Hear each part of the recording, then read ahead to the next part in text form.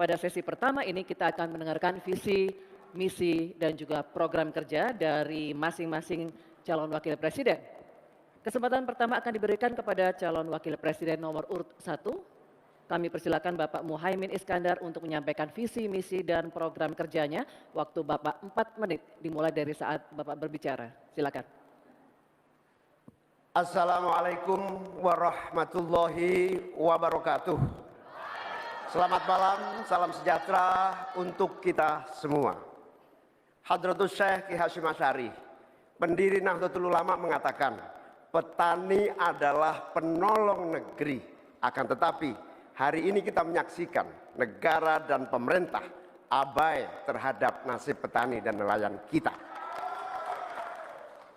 Hari ini kita menyaksikan bukti bahwa hasil sensus pertanian BPS menunjukkan bahwa 10 tahun terakhir ini telah terjadi jumlah petani rumah tangga gurem, rumah tangga petani gurem berjumlah hampir 3 juta. Ini artinya 16 juta rumah tangga petani hanya memiliki tanah setengah hektar.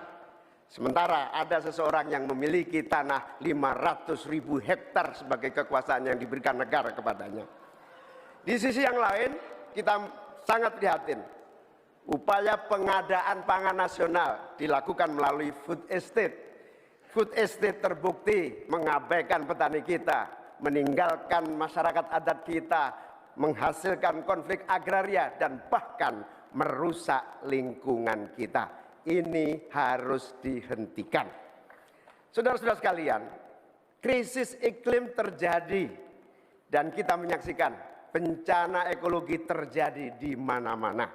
Negara harus serius mengatasinya.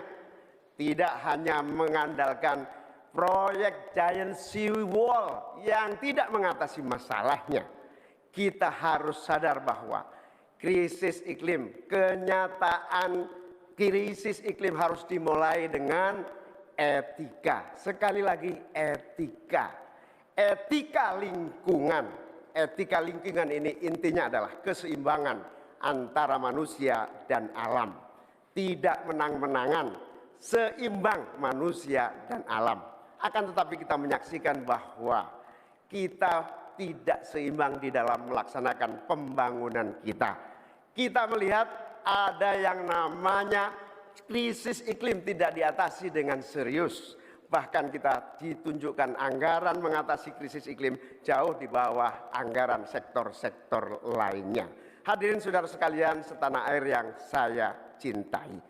Dengan kesadaran ini, maka kita harus kembali bahwa pembangunan nasional, bahwa kebijakan nasional harus berpijak kepada yang namanya keadilan. Keadilan iklim, keadilan ekologi, keadilan antar generasi, keadilan agraria, dan tentu keadilan sosial. Saudara-saudara sekalian, rakyat harus dilibatkan, rakyat tidak boleh ditinggal karena pemilik negeri ini rakyat, pemerintah hanyalah pelaksana dari pemilik negeri ini. Oleh karena itu, desa harus menjadi titik tumpu pembangunan. Petani, nelayan, peternak, masyarakat adat harus menjadi bagian utama dari program pengadaan pangan nasional. Reforma agraria harus menjadi kepastian distribusi lahan bagi para petani kita.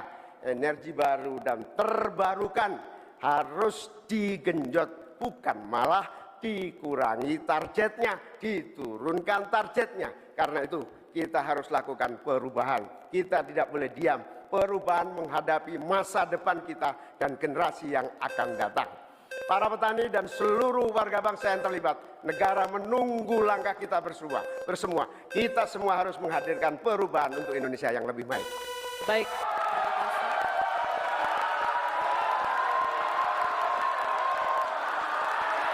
Cukup? Bapak Ibu cukup? Nanti kita berikan waktu di terakhir ya. Kita lanjutkan cukup? Bapak Ibu ya. Tenang. Baik, terima kasih Bapak Muhaimin Iskandar. Selanjutnya, kami persilakan calon wakil presiden nomor urut 2, Bapak Gibran Rakabuming Raka untuk menyampaikan visi, misi, dan program kerja. Waktu Bapak 4 menit dimulai ketika Bapak berbicara. Assalamualaikum warahmatullahi wabarakatuh.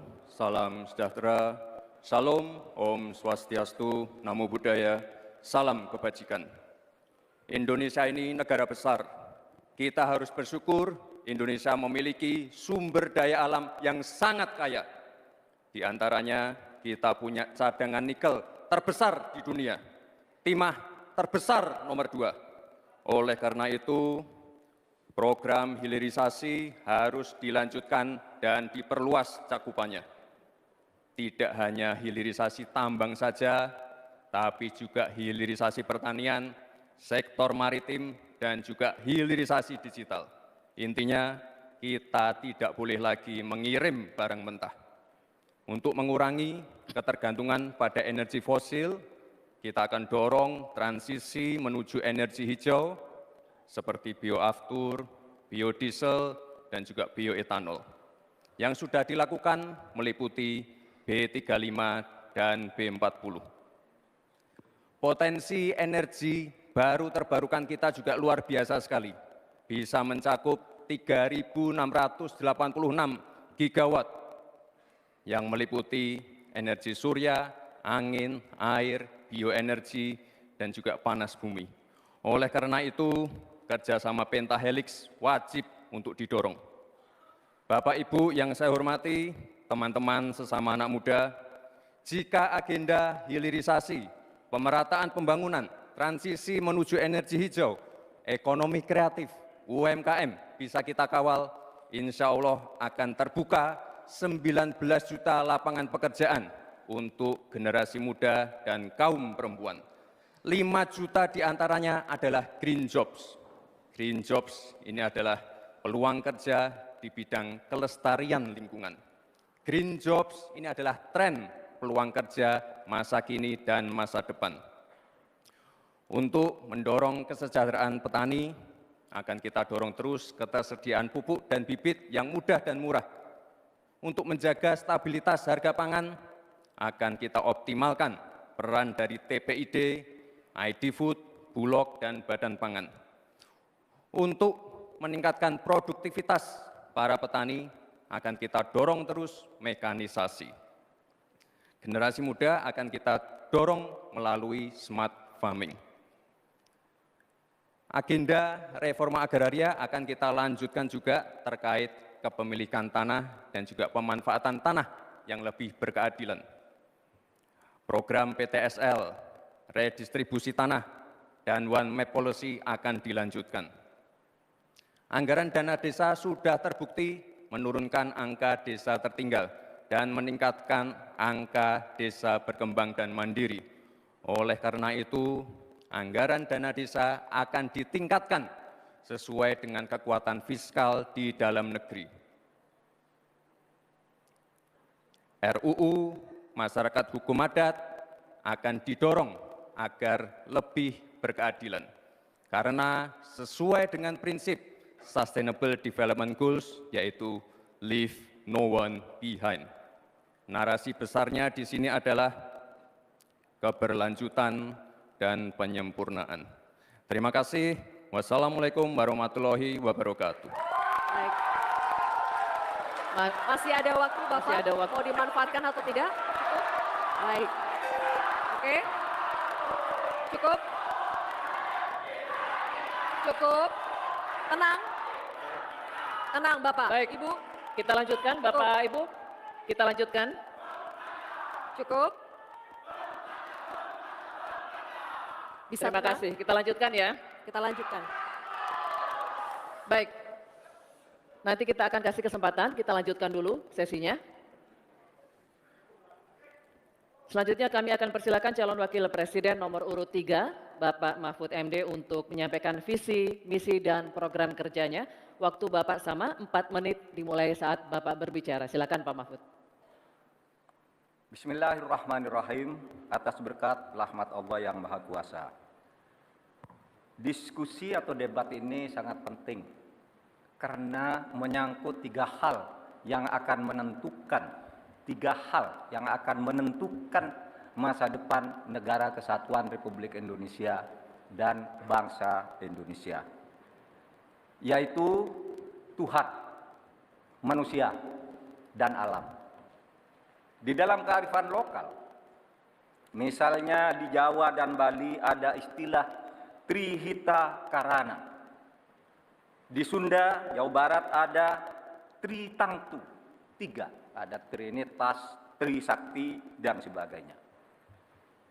Di dalam kearifan lokal, bangsa Indonesia di masa lalu sudah biasa melakukan langkah-langkah untuk memberikan perlindungan atas lingkungan hidup agar lestari.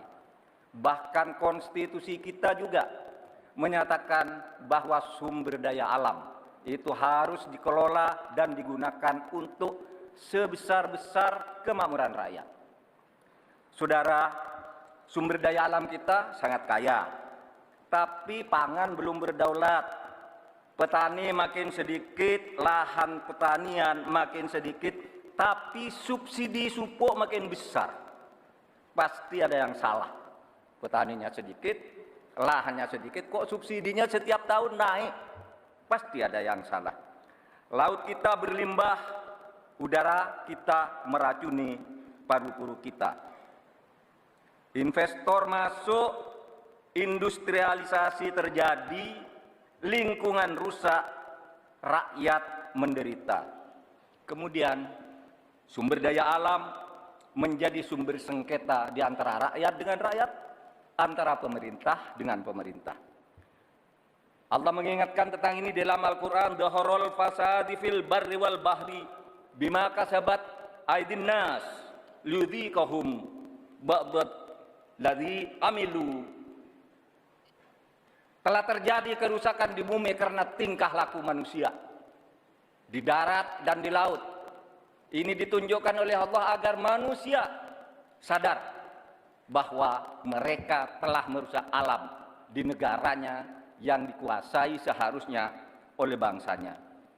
Saudara, saya katakan ini tidak mudah, tapi hanya 2 kuncinya, komitmen dan keberanian. Pada 16 Juni 2011, sebagai Ketua MK, saya sudah mengatakan apa-apa yang diperlukan untuk ini. Saya membuat vonis tanggal 16 Juni bahwa sumber alam itu untuk memihak rakyat ukurannya ada 4. 1. Pemanfaatan, 2. Pemerataan, 3. Partisipasi masyarakat, dan kemudian juga penghormatan terhadap hak-hak yang diwariskan secara luhur kita. Kami akan gunakan 4 tolak ukur itu. Tetapi saya tidak melihat pemerintah melakukan langkah-langkah apa sih yang diperlukan ini untuk menjaga kelestarian lingkungan alam kita. Maka kami punya program petani bangga bertani di Laut Jaya, nelayan sejahtera. Jangan misalnya seperti food estate yang gagal dan merusak lingkungan. Yang benar aja, rugi dong kita. Terima kasih. Assalamualaikum warahmatullahi wabarakatuh. Baik, terima kasih Pak Mahfud.